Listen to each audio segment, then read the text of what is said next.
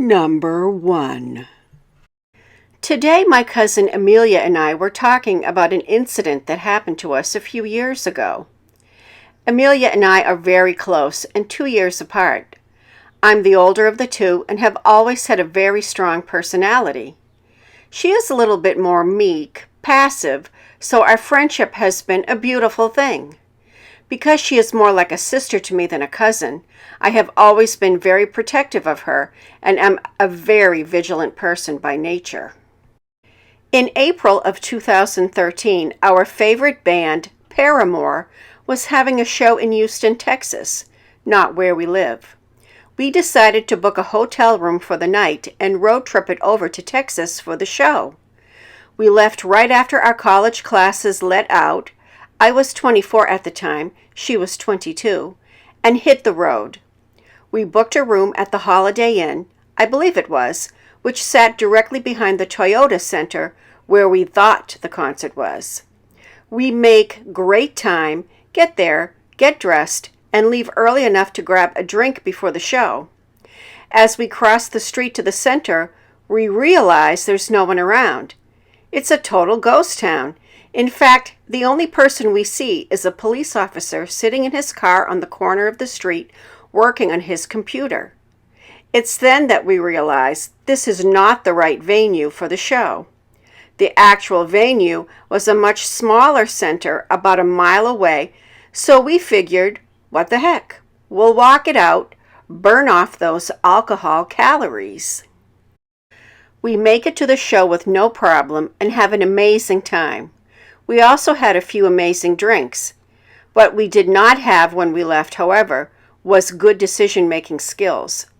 Not being from the city, we didn't realize the extent of the homeless people in that particular area.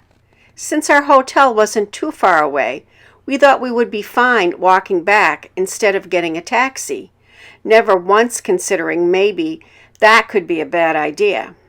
Middle of the night, pitch blackout, unfamiliar city, homeless people around every corner, it's probably fine. And it was fine, at first.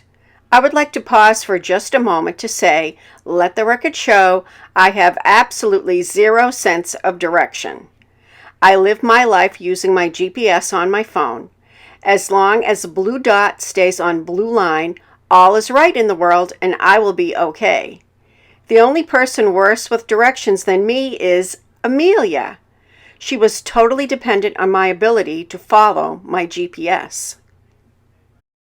Anyway, we are about halfway to the hotel when I turn to look behind me to make sure we aren't being followed, only to discover a man walking that had not previously been there. At this point, he was maybe 100 feet behind us, and I chalked it up to just another concert goer walking home like us. We kept walking, and just to be sure I was only being paranoid, I told Mia to turn right at the next corner. So did he. We began turning at every corner while trying to stay on the path to the hotel, and every time we turned, he was never far behind. The next time we turned was when I realized he was gaining on us. I looked at Mia and said, "Don't turn around, don't freak out, but we're being followed. We need to pick up the pace. If at any point I tell you to run, you run and you do not stop no matter what until you get to the hotel. And if anything happens, remember that your elbow is the strongest point on your body. Use it." She looked straight ahead, very solemn, and nodded as we stepped up the speed. We had taken no more than 5 steps when all of a sudden we heard the sound of running behind us. We turned to look, and here comes this man, barreling down the sidewalk, closing in on us, screaming his lungs out, "You little bitches had better stop!" Nope. Mia and I take off running as fast as we can down the dark streets, and I know that we won't make it to the hotel before he catches up to us. The hotel is about 2 blocks ahead of us and 3 blocks to our right when we hit an intersection and make a last-ditch effort to lose him. We make a sharp right and start skirting around the Toyota Center when we see in the distance the most beautiful form of sanctuary, cop car from earlier. Adrenaline takes over, and we book it to the car, screaming for help and practically pulling the officer out of his vehicle. "What are you doing? What is going on?" he demanded. "We're being followed. Please help us." "Being followed? By who?" "Him!" We turn and point, and right at that moment, we see the man fly around the corner and come to a shuddering stop. As soon as he sees who we are with, he whips around and runs back around the corner out of sight. What I remember most clearly is that he has bright orange cargo shorts on and Crocs. The officer called in the description of the guy and asked us where we were heading before offering to drop us off safely at the hotel. We agreed, and Amelia got to experience her first ride in the back of a cop car. Haha, she was so concerned over the lack of door handles in the back seat. We made it safely back to our hotel, but I truly don't know what would have happened had the cop not been right there and intervened. We never heard anything else about the man, but that's all right by me. Number 2. This happened about 3 years ago, and it is still one of the creepiest things that has ever happened to me. I live in a city of just over 100,000 people. Not huge, but it has a lot of suburbs on the edge of town. I lived near downtown, but my friend lived right in the middle of one of these suburbs. I was leaving her house at around 11:30 at night, and while I can't remember what day of the week it was, I remember not being terribly worried about running into anyone. From her house to mine was around 8 miles, and I was driving an e-bike, which is kind of like an electric moped that can only go about 20 miles per hour. Since the speed limit was usually 25 to 30 miles per hour in the city, I was used to cars speeding around me. It was no big deal. Anyway, I leave her place and start driving home. The first half of the trip is uneventful, but as you get closer to downtown, the neighborhoods get rougher. Right around the halfway point, I'm parked at an intersection when I notice a kind of beat-up red Sunfire behind me. I thought it was a bit weird that they didn't pull up beside me, since cars at intersections usually did. I kept to the right side like any other cyclist would. But e-bikes were pretty new in my town at that point, so I figured they just didn't know how much space to give me. The light changes, I drive on, and it takes me another 2 blocks to realize the car is not passing me. This is where I realized things were weird. The car was trailing behind me only about 20 to 30 feet and was coasting at 20 miles per hour despite the fact that there were no other cars anywhere on the road, so overtaking me would be easy. It was weirding me out, but I figured they would get bored and move on eventually. A couple miles later, I started heading into downtown, and sure enough, the car was still following me. I could only see them in my mirrors, but I could tell there were at least 2 people in the car, so I was outnumbered too. I started to get worried as I get closer to home, realizing that I'm going to have to stop eventually, and wondering what will happen when I do. My house, despite being near downtown, was on a quiet street that barely got any traffic and wasn't very well lit.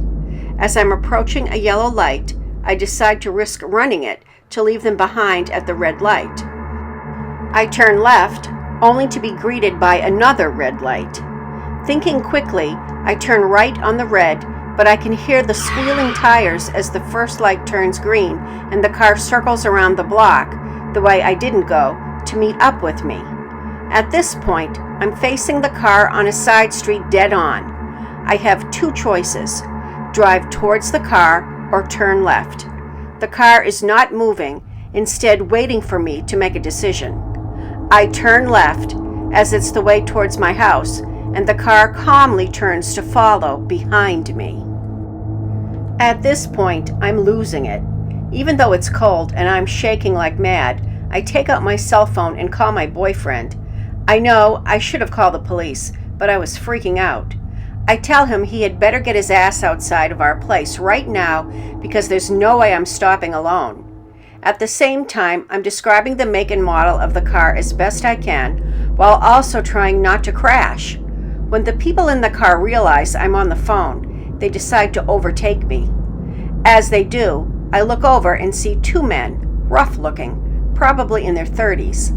They're laughing their heads off, not in a "what a fun joke," but in a cruel way, like they're going to get me no matter what. It's absolutely terrifying. I figured that they thought I was calling the cops, so I start to calm down. They're still going pretty slow ahead of me, but at least they aren't following me anymore. As I'm coming up to the street I live on, I make sure to wait until they're past the intersection before I put on my right blinker. And they put on theirs. I turn onto my street as their tires squeal again, turning onto the street one block up. I know that they can go faster than me, and I contemplate trying to find somewhere to hide. I decide against it, and sure enough, as I come up to the first intersection, their car is sitting perpendicular to me, waiting for me to pass by so they can follow again. It seemed like it was some kind of hilarious, cruel game to them, watching me try to get away and knowing they could always go faster. As we approached my house, I saw my boyfriend standing on the lawn, arms crossed and leering at the car. He wasn't good for much, but I'm glad as hell he was there. I pulled into the driveway, and as the car was halfway into the driveway as well, they finally saw him. They were gone before I could even turn my bike off.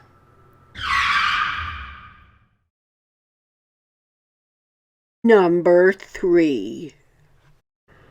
When I was a freshman in high school in Houston, I made friends with a senior in my dance class. We shall call her Becky. She was a very tall girl, standing over 6 feet tall. Becky was not a very bright girl. In fact, she was actually kind of slow. She had epilepsy, and I think the lifetime of grand mal seizures had done a number on her. She was not completely inept, but she was slow on the uptake and had rather poor judgment. Still, I loved her like a sister while we were friends, and we became inseparable. Even after she graduated, she was still one of my closest friends, and it wasn't until her rather unstable mother decided to pull some stuff that I won't mention in this story that we finally fell out of favor with one another. I still blame her mother for the loss of my friend, but looking back on it, as an adult, it probably was for the best. I say this because of that poor judgment she had that I mentioned earlier. Her judgment wasn't just bad, it was almost non-existent. Her friends became my friends, and they were by far some of the weirdest and quirkiest people I have ever met, 3 of which left me with stories creepy enough for this subreddit, but only 2 shall be posted for my own comfort. This is the story of just one of those friends. The other shall come later. We shall call him John. John was a big fellow, and he was a little slower on the uptake as well. I do not know his entire backstory, so I cannot say why he was this way. But he was not the brightest bulb in the box, and tended to make rash decisions without thinking about them. Still, he was Becky's boyfriend, and so the love I had for her rubbed off to him. I don't know if he was just socially awkward or if he was genuinely slow, but either way. John and I became rather close as the years went by, and by the time I was a junior in high school, he was one of those friends that managed to make it to everything I did as a group. He had never done anything to make me think he was truly unhinged, nor make my parents think he was a real threat. My father was wary of him, but more because he was weird and he didn't trust him not to eventually pull something stupid and ruin our relationship, and thus hurt me or Becky emotionally. This changed, however, when I entered my senior year of high school. Becky and John had broken up during my junior year, but John was still a good friend to the entire group, so we all still hung out on a regular basis.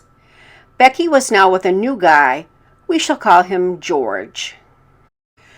Becky and George had been together for about a year, and John and George were actually good friends.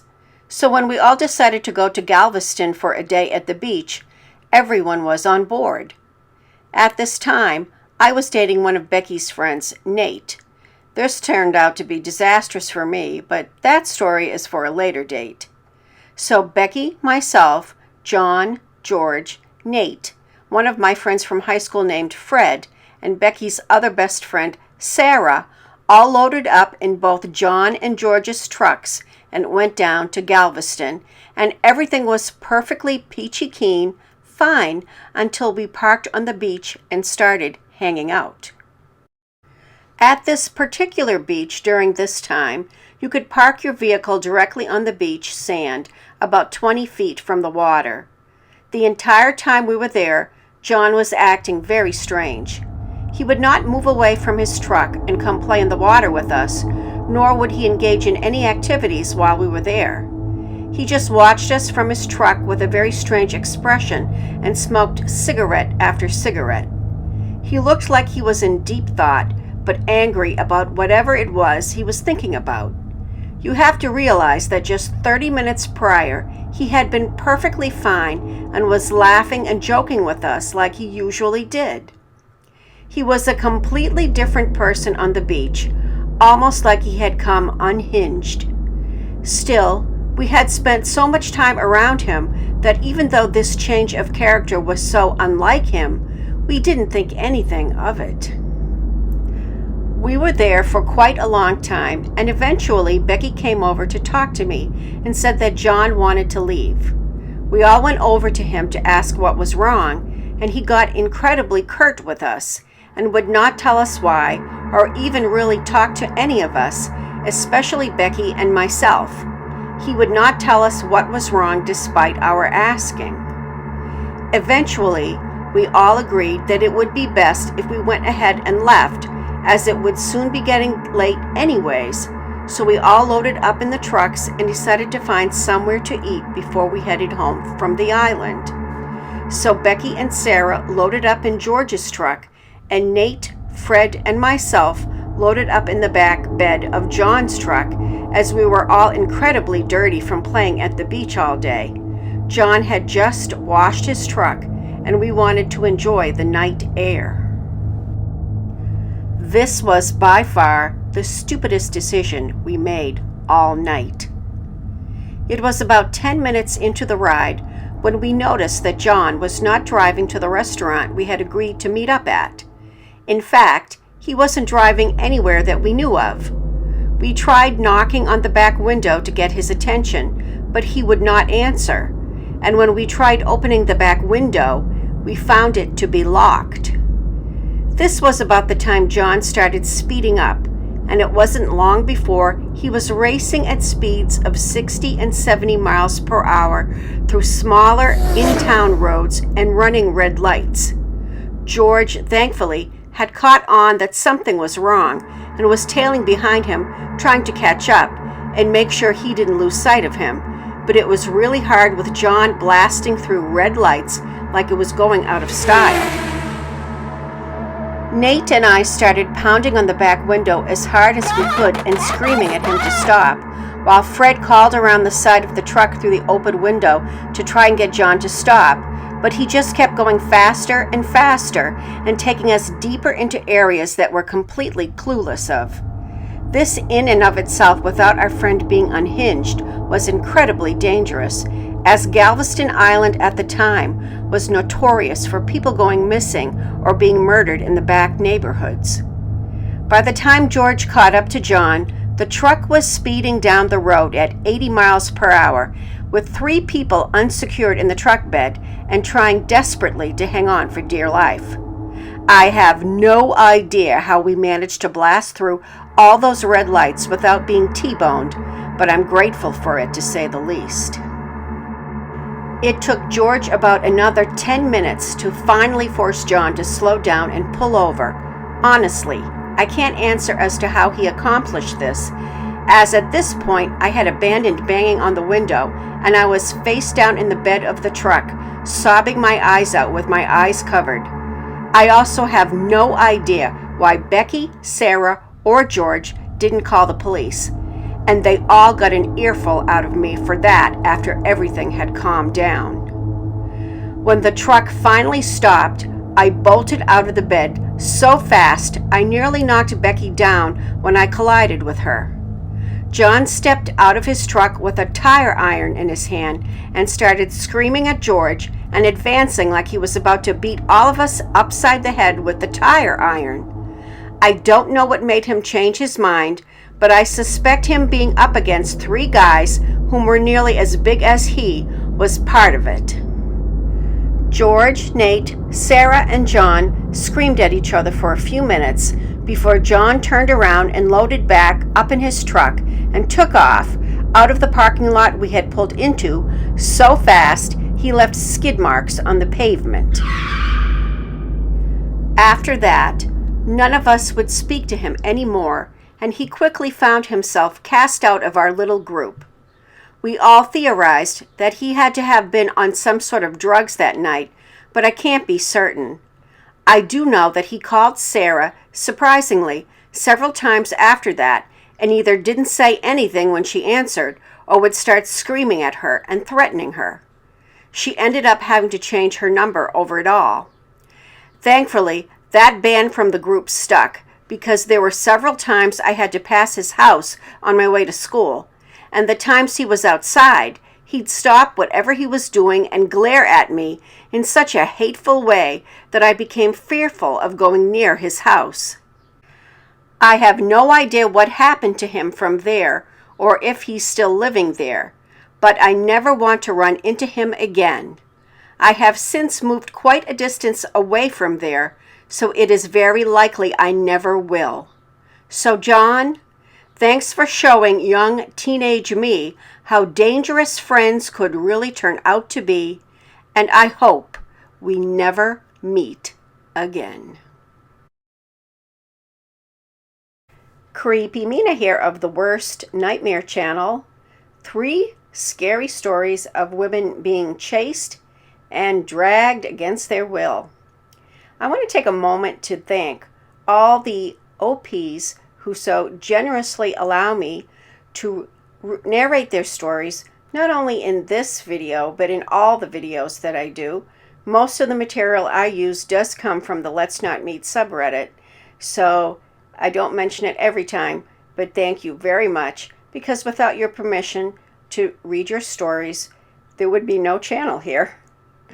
So, the drill, you know what it is. Comment below, give me a thumbs up, subscribe if you haven't already, share this video please on your favorite social networking platform, follow me on Twitter for advance notice of all uploaded videos, and please do stay safe.